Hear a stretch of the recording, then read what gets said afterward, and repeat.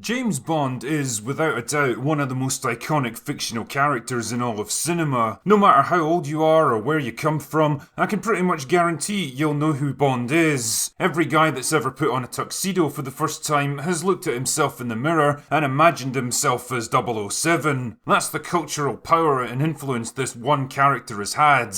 So it's kind of interesting that in the past 60 years, only 6 men have officially played the role. As Pierce Brosnan famously observed, more men have walked on the moon than played James Bond. But how exactly do they stack up against each other? Who's the best and who's the worst? Well, after procrastinating for a while, I figured it was time to throw my hat into the ring and deliver the Drinker's official ranking of all Bond actors. For each one, I'm going to give a little rundown of their history in the role, their best and worst movies, my personal thoughts on them, and why I think they deserve the place they got. Oh, and before you ask, this is only for official cinematic Bonds. I'm not counting all the guys who did audio plays, video games, or unofficial spoof movies. Anyway, with that said, fill your martini glasses and let's get this shit underway. Number 6, George Lazenby. Much to everyone's non-surprise, George Lazenby has earned himself the bottom spot on my list. Let's be honest here, there's not many people who consider him their favourite Bond. With Sean Connery getting older, more expensive, and increasingly disinterested in playing 007, the studio began the hunt for a new actor to replace him, and ultimately they settled on the unknown Australian model George Lazenby after Albert Broccoli bumped into him while getting a haircut one day.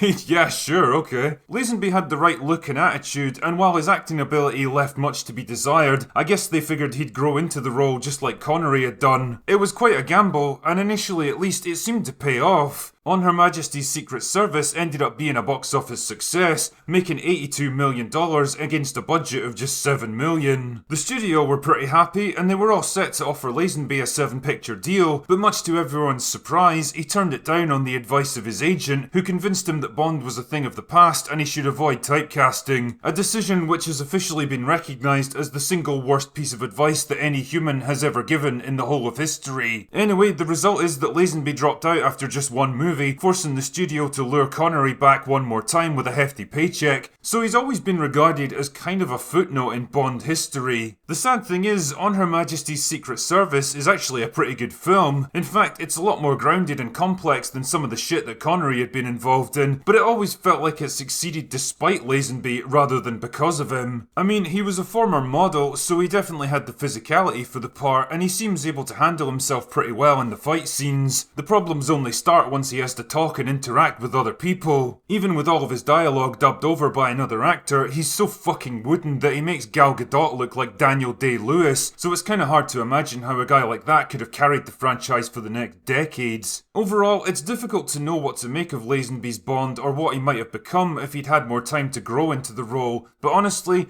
ditching Bond might have been the worst career choice he could have made, but for the franchise itself, I think it was probably for the best. Number 5, Daniel Craig. I know this is going to be a controversial one because there's people out there who seem to love this guy for some reason, but for me, Daniel Craig was the most boring and depressing Bond I think there's ever been. He also held the title for longer than any other actor. 15 fucking years to be precise. And on paper, he didn't exactly seem like Bond material. 5'9" with blonde hair and a kind of pouty scowl that looked like a combination of Richard Nixon and Zoolander, he didn't exactly endear himself to the public when his casting was first announced. I mean, to be fair to him, he got off to a strong start with Casino Royale, which was a tightly written, competently directed and refreshingly stripped down Bond movie. But just like with Lazenby, I feel like it kind of succeeded in spite of Daniel Craig, and it was mostly downhill from there. Quantum of Solace was a convoluted mess with the most forgettable villain of all time. Skyfall was a decent return to form, but things really fell apart with Spectre, which absolutely ruined one of the franchise's most iconic villains. Fuck off, Blofeld, nobody's fucking buying that you're Bond's brother. Now don't get me wrong, they were decent action thrillers in their own right, and the set pieces were clearly way more polished and believable than anything their predecessors had managed to do. But like I've said elsewhere, I always got the sense they were trying to turn Bond into Jason Bourne, instead of a gentleman spy who could get himself out of trouble with quick thinking and a few nifty gadgets, and only resorted to his fists as a last option. Now he was a fucking super soldier who could burst through walls and take down men by the dozen. I also didn't like the way they rebooted his entire personal history. century, erasing everything that had come before it. Previous Bonds were always pretty coy about their continuity and often didn't reference past events, but Daniel Craig's run functioned as a complete reboot of the character, with Casino Royale becoming a kind of origin story for him, and No Time to Die proving that, well, there absolutely was a time to die. And I've got to be honest, the idea that every subsequent movie had to tie into an increasingly convoluted storyline just became irritating and tedious after a while. One of the real strengths of Bond as a franchise was that you could basically pick any movie from any era and start watching it there and then. You didn't need to know everything that had happened in the previous 10 movies to understand what was going on in this one, and there was a very obvious reason for that. It made Bond instantly accessible. Yeah, it required some suspension of disbelief, but what the fuck? Bond was supposed to be about escapism. With Craig's movies, I felt like I needed a 30-minute PowerPoint presentation before each one to remind myself who everyone was and how it all tied together. Also, and there's no easy way of saying this, despite the big budgets and the explosive set pieces, Craig's movies just weren't much fun. Just like Dalton before him, he plays the role like he's in a Shakespearean play, serious and heavy and somber. His Bond is the most brooding, troubled and miserable version of the character I've ever seen, and it's made all the worse because most of the time Craig looks like he doesn't even want to be there. And if the rumours and his own public statements are anything to go by, that's not too far off the mark. I mean, I've got my own issues with Timothy Dalton's take on the character, but at least the guy was fucking invested in it. Craig pouts and sulks his way through most of his scenes with the kind of bored, checked out expression of a man who sees the role as beneath him, which kind of makes me wonder why he kept coming back to it all those years. Surrender money, come on, honey.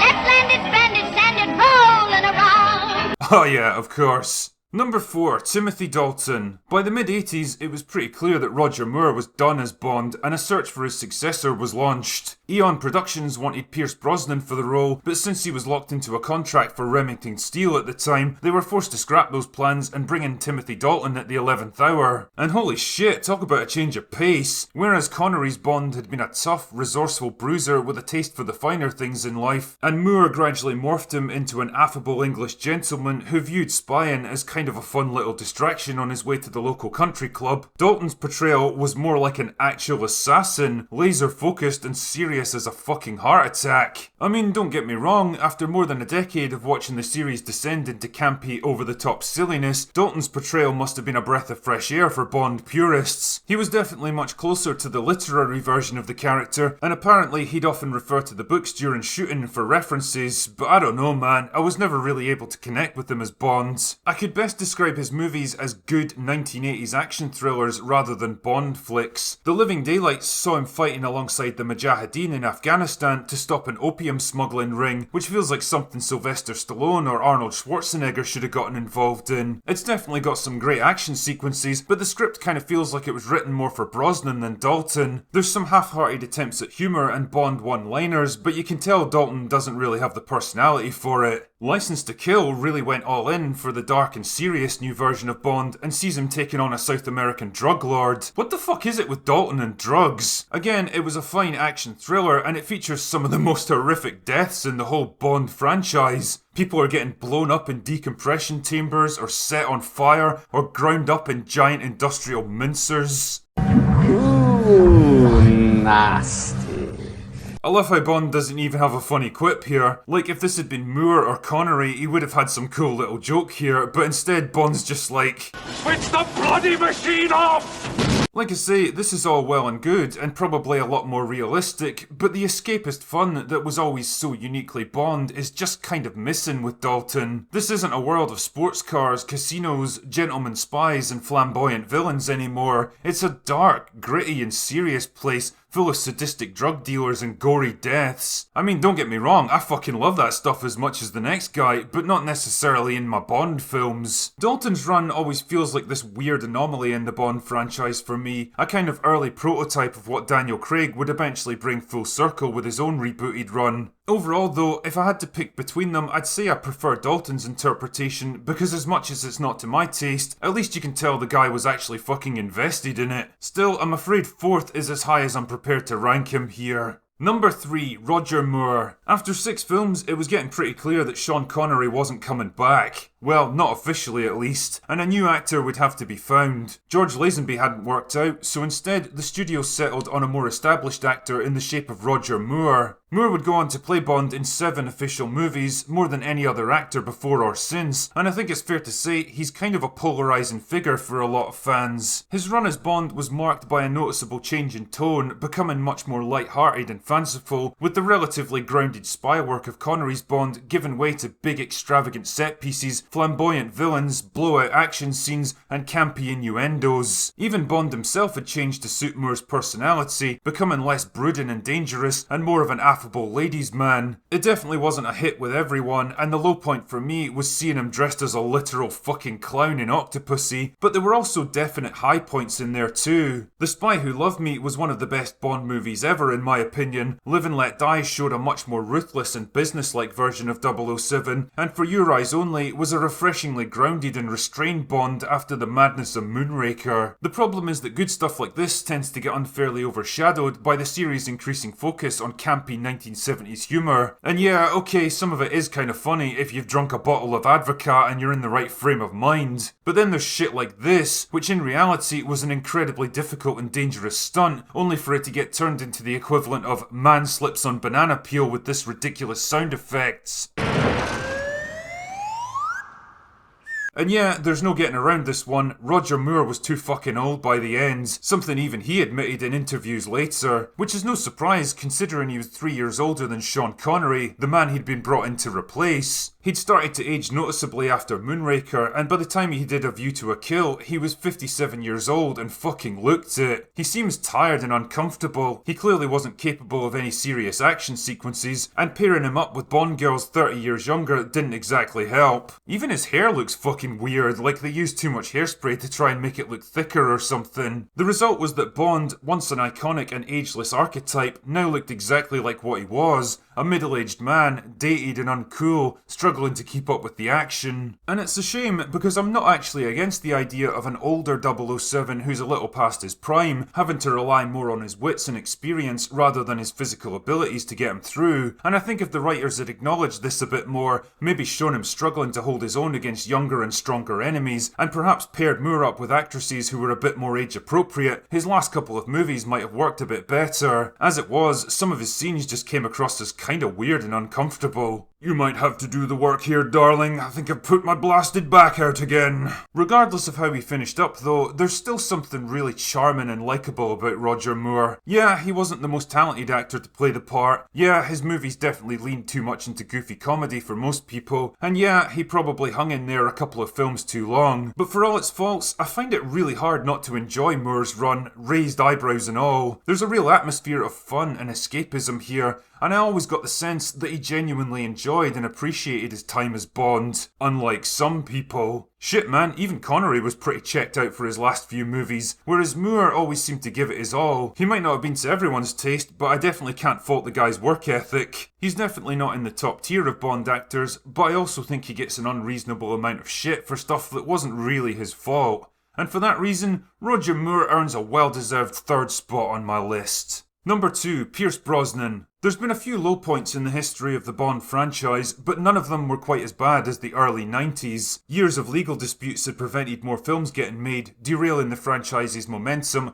and causing Timothy Dalton to lose interest and quit the role. The Cold War was over, the social climate was changing, and the idea of a hard-drinking, womanizing spy saving the world from cartoonish supervillains seemed like a relic of a bygone era. Then in stepped Pierce Brosnan, who totally reinvigorated the franchise and brought it back with a bang in GoldenEye, still one of the best Bond movies of all time in my opinion. Brosnan is without doubt the Bond that I've changed my opinion of most over the years. Back during his actual run, I tended to see him as the most vanilla of the Bonds, competently inoffensive, but a little bit bland and forgettable as well. And it's only in recent years that I've come to realise just how fucking good he actually was. I said in my review of GoldenEye that while other actors excelled in certain areas, Brosnan was the only one capable of bringing together all the different facets of Bond's character into one cohesive cohesive performance. Like Roger Moore, he brought a kind of easygoing charm and humour to the role without ever coming across as lazy or crossing the line into parody. He could pull off serious dramatic moments without being as intense and brooding as Dalton, and while he wasn't a physical powerhouse like Connery or Craig, he was fast and fit enough to make the action scenes look convincing. And what's most impressive is how easily he seemed to fit into the role. Other Bonds took a while to find their feet. Roger Moore was very clearly trying to act more like his predecessor in his first movie, and even Connery was a bit shaky at first, but Brosnan seemed to hit the ground running like he'd been playing the character for years. He really felt like the Bond who could do everything, and his movies reflected that sense of balance between the old and the new. There were still beautiful women, gadgets, casinos, innuendos, exotic locations and colourful antagonists, but everything was just a little bit slicker, more modern, grounded and believable. Well, mostly. His run came to an unfortunate end with Die Another Day, which was so over the top and ridiculous that it's hard to believe it was made by the same studio who produced GoldenEye. Although it did give us Halle Berry in that bikini. Damn man, if ever a woman was designed for a shot like that, it was her. Interestingly enough, there was actually serious plans to give Jinx her own spin-off series, which I think would have been pretty fucking cool if it had come to pass. Like, imagine some crazy interconnected Bond extended universe with different characters crossing paths and going off to have their own adventures. But sadly, it wasn't to be.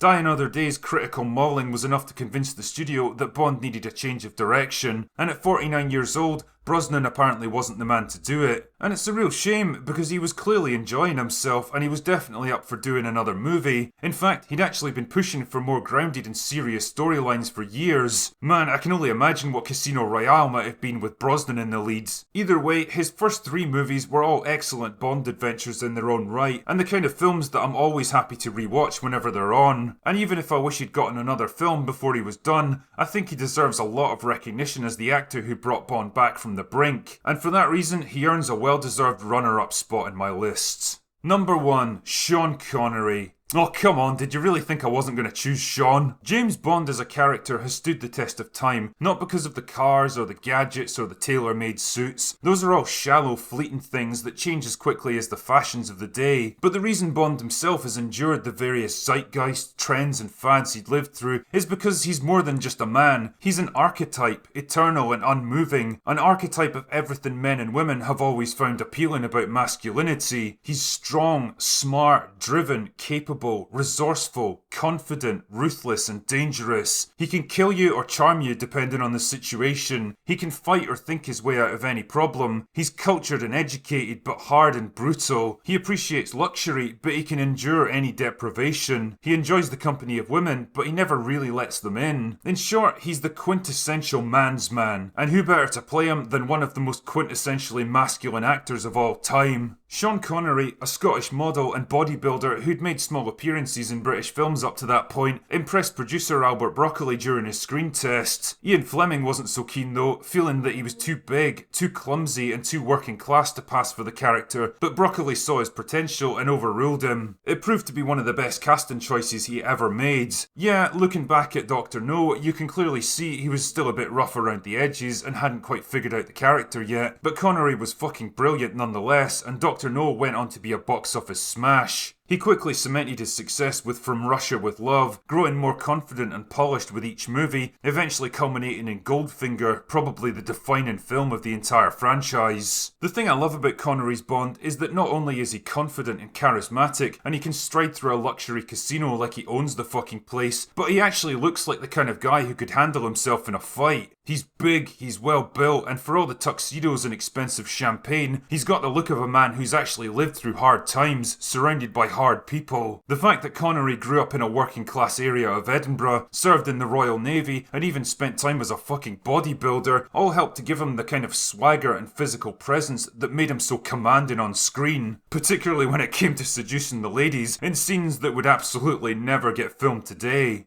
50 no's and a yes is still a yes. Connery's tenure established all the elements that would go on to become hallmarks of the series. The briefing with M, the gadgets from Q, the flirtation with Moneypenny, the beautiful Bond girls, the fast cars and casinos and glamorous locations, the sinister villains with plans for world domination. All of it was laid down by Connery. I mean, who doesn't remember that moment when Ursula Andress emerges from the ocean, or Blofeld shows his face for the first time, or Oddjob decapitates a statue with his fucking hat? Unfortunately, all this success came at a cost, and after pumping out a new Bond movie every couple of years, by the end of the 60s, Connery was becoming burned out and bored with the role. You can see how fucking checked out and apathetic he is in You Only Live Twice. I mean, it probably didn't help that a 6'2" Scottish guy was trying to pass himself off as Japanese for part of the movie, but what can I say? They were able to lure him back one more time for Diamonds Are Forever, his last official Bond movie, and although he looks noticeably older and paunchier by this point, I think it was still a decent send-off for him. Let's not talk about Never Say Never again, though. Overall, though, Connery for me exemplifies everything that was and is so iconic about James Bond. The danger, the seduction, the sophistication, the violence, and the sheer fucking masculinity. He is, was, and always will be the definitive cinematic Bond for me, and probably most other people as well. And he's fucking Scottish, which makes him twice as awesome. And there you have it, the definitive list of the Drinker's top James Bond actors. They all have their strengths and weaknesses, and while there's definitely ones I prefer more than others, I think they all deserve a degree of respect for what they've accomplished nonetheless. The only real question that's left is who should play Bond next, and why is it Henry Cavill? Seriously though, there's been a lot of speculation about who they might cast now that Daniel Craig stepped down, with everyone from Tom Hardy to Idris Elba to fucking Gillian Anderson thrown into the mix. The thing is, as much as today's fine upstanding journalists would have you believe that Bond can be played by anyone of any race or sex, well, the Drinker respectfully disagrees. This isn't like Doctor Who, where the main character can regenerate into anything or anyone. Bond has always been a consistent character who was written to look and talk in a specific way by his creator, and I don't think it's up to us to disrespect that just to score some cheap brownie points on social media. If you want to have a fictional spy who's black or Asian or female or any combination you can imagine, then by all means go for it. Make your new character and let the market decide if they're good, but don't try to take over and co-opt something that never did and never will belong to you. Anyway, that's all I've got for today. Go away now.